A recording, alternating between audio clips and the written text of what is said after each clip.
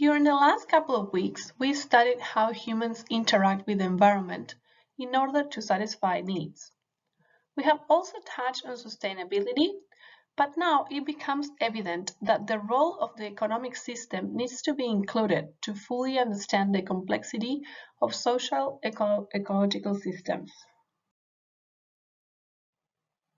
Mainstream economists use the gross domestic product (GDP) as a key indicator of a country's wealth and growth. GDP is an aggregate measure equal to the entire economic output of goods and services produced during a given period, less the value of the imports of goods and services. This measurement alone does not consider the negative impacts that economic outputs have on the environment and society. This is because economic models assume that natural resources will remain plentiful, incentivizing endless production and categorizing countries as wealthy despite the destruction of natural resources.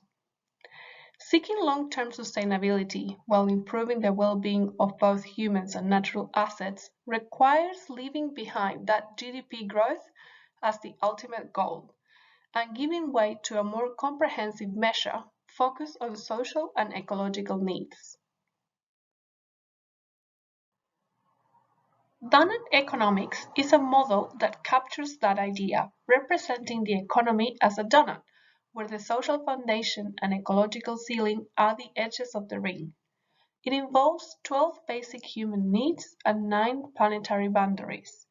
The idea is to find the perfect spot where human activities do not overshoot planetary boundaries nor contribute to negative social outcomes like inequality. Indigenous carbon farming projects are initiatives that not only fit perfectly within the idea of donut economics, but also allowed for economic progress, thriving in balance with multiple environmental and social needs. For instance, the carbon farming project in the Cape York Peninsula provides the following benefits. On the social side, we have re-establishing indigenous cultural traditions, addressing the disadvantages that most remote indigenous communities face, and provide training for unemployed indigenous people. On the economic side, we have bringing financial returns for traditional owners while helping to build a carbon economy.